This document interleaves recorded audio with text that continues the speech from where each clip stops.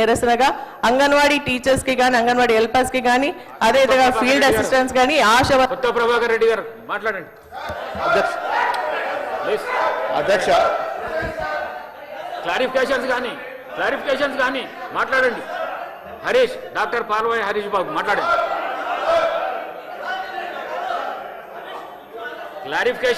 Clarification అడిగింది మాట్లాడండి.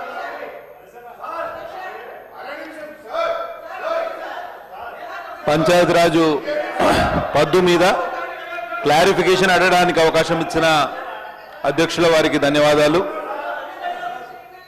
ఇవాళ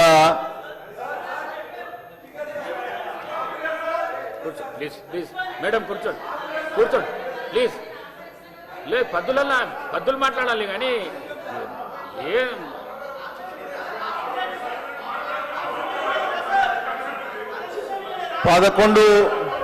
మంత్రి గారు మాట్లాడుతూ రాష్ట్రం తన వాటా 1100 కోట్ల రూపాయలు గ్రామ పంచాయతీలకు ఇచ్చిందని చెప్పడం, 2.5 సంవత్సరాల్లో 1100 కోట్ల రూపాయలు రాష్ట్ర వాటా ఇస్తే ఏం సరిపోతుంది అధ్యక్ష? ఈ డబ్బులు ఏ మూలకు కూడా సరిపోవు.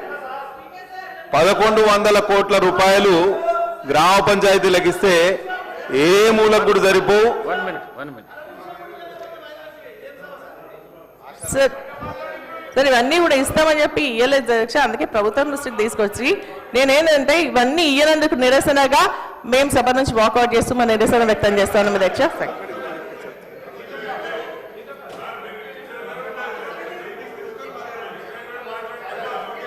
హరీష్ రావు గారు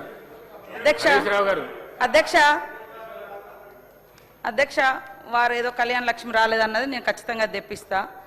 లగ్గమాయే పిల్లలాయే, మరి ఇంతవరకు కళ్యాణ లక్ష్మి రాకపోయాని ఇది వాళ్ళది అధ్యక్ష, వాళ్ళది.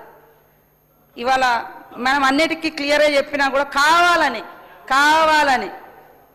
సత్యాలకు దూరంగా అసత్యాలు చెప్పడం వాళ్ళ నైజం.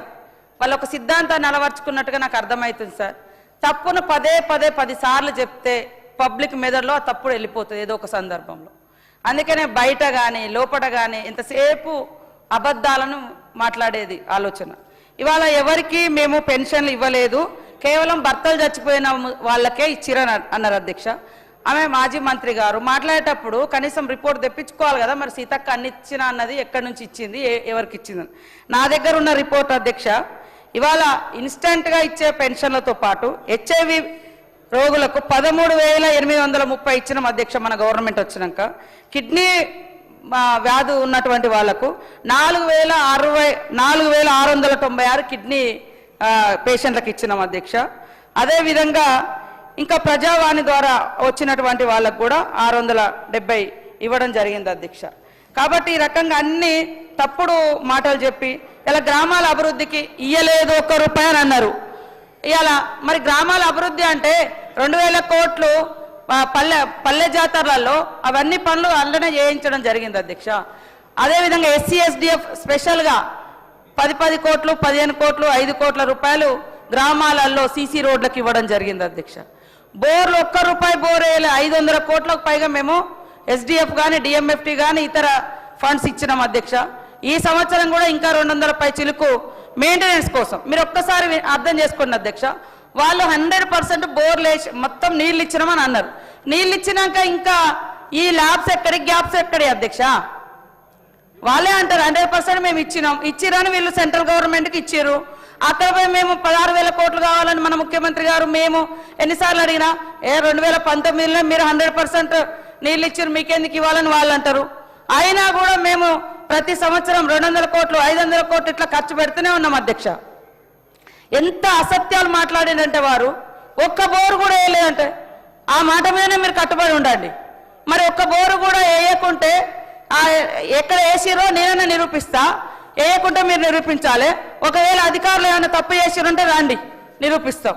కానీ ఇట్లా ఎంతసేపు తప్పుడు ఆరోపణలు చేయడము మళ్ళీ మా మీద నెట్టేయడం. 2,000 కోట్ల రూపాయలు పనుల జాతర చేపట్టినాం అధ్యక్ష. గ్రామాలలో సీసీ రోడ్లు వేసినాం అధ్యక్ష. 1000 కోట్లు మెయింటెనెన్స్ కావచ్చు, సాలరీస్ కావచ్చు, ఇవన్నీ ఉన్నాయి. గత 2 years నుంచి మనకు సర్పంచులు లేక ఇబ్బంది ఉంది. ఇవాళ వాళ్ళే దాదాపుగా 400-500 కోట్ల రూపాయలు పెండింగ్ పెట్టిపోయారు గ్రామాలకు, గ్రామ పంచాయతీ 4,000 కోట్ల రూపాయలు. ఇవాళ మమ్మల్ని మ్యాచింగ్ గ్రాంట్ కూడా ఇవ్వకుండా వాడేసుకొని పోయినరు. 42% ఎగ్గొట్టిర్రు సార్ 10,000 కోట్లలో.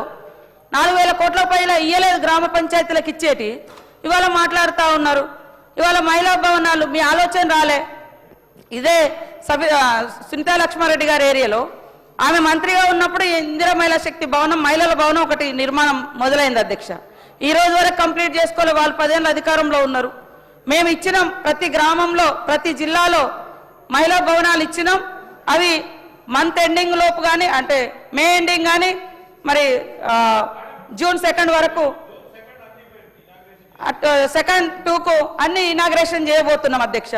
ఎట్లా అట్లా అంటే ఏ రకంగా సరైనది అవుతుంది అధ్యక్ష?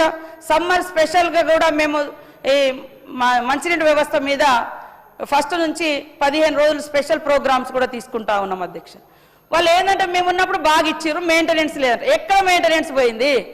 ఎక్కడ మెయింటెనెన్స్ పోయింది అధ్యక్ష? మేము అవి మెయింటైన్ చేసుడు కాదు, మీరు బలవంతంగా అప్పుడు 100% ఇచ్చినామని చెప్పించుకున్నారు. ఊర్లలో నీళ్లు లేవు, మేము వాటర్ ట్యాంకులు కూడా పంపించి నీళ్ళు ఇస్తున్నాం అధ్యక్ష. ఇప్పుడు అక్కడక్కడ రోడ్ల మూలంగా కొన్ని తెగిపోతున్నాయి.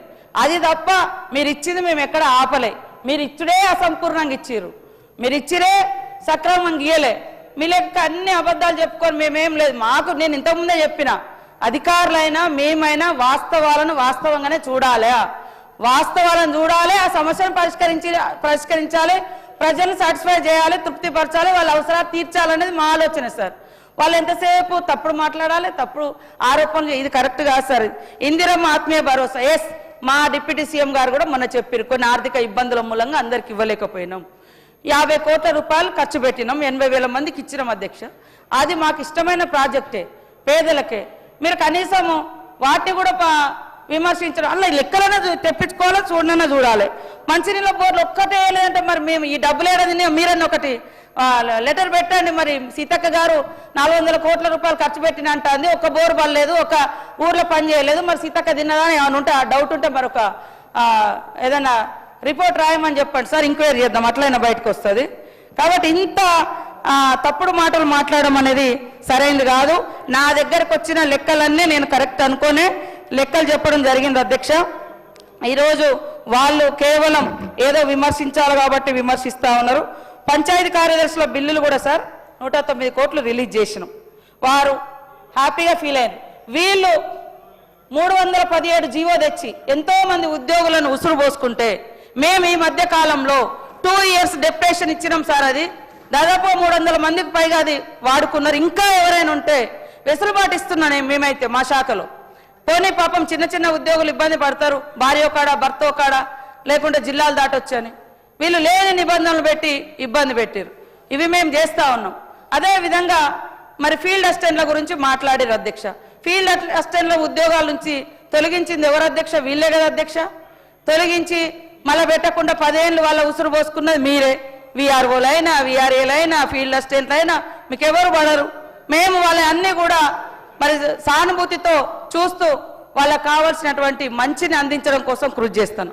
ఈలోపు పిడుగుపడ్డట్టుగా కేంద్రం నుంచి ఎన్ఆర్ఈజీఎస్ నిధులు కోతలు, మరి 1,100 కోట్ల బర్డెన్ రాష్ట్రం మీద, ఇవన్నీ ఉన్నాయి అధ్యక్ష.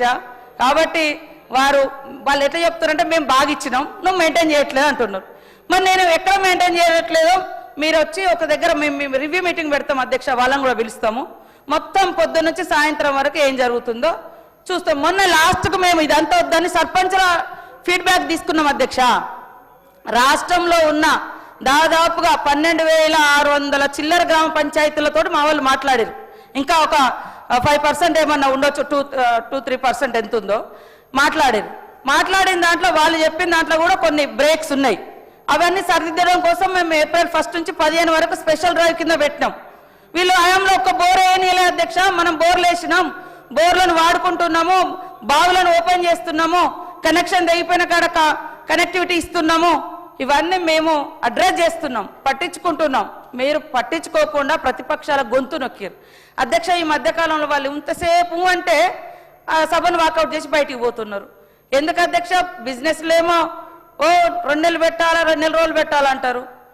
అంతకుముందు సెషన్లోనేమో హరీష్ రావు గారికి ఒక మాట ఏదో మాట్లాడనీయలేదు, మొత్తం సెషనే బంద్ చేసుకొని పోయారు. ఇప్పుడేమో మాట మాటకు ఎందుకు బంద్ చేస్తున్నారు అధ్యక్ష? ఇంతకుముందు ఒక సిపి పేరు, ఒక మైనారిటీ కమ్యూనిటీ సిపి పేరు తీసుకొని పదే పదే విమర్శించారు. అది ఎక్కడ పబ్లిక్లోకి పోతుందో అని ఇవన్నిటి డ్రామాలు అధ్యక్ష. అది ఎంత పబ్లిక్లో పోతుందని ఒక పోలీస్ అధికారిని టార్గెట్ చేసి మాట్లాడారు. కాబట్టి ఇప్పుడు మళ్ళీ పోలీసుల సమస్యలు అంటే మాకు సానుభూతి. మీకు 10 ఏళ్ళు ఉన్నారు, ఎందుకు చేయలేదు?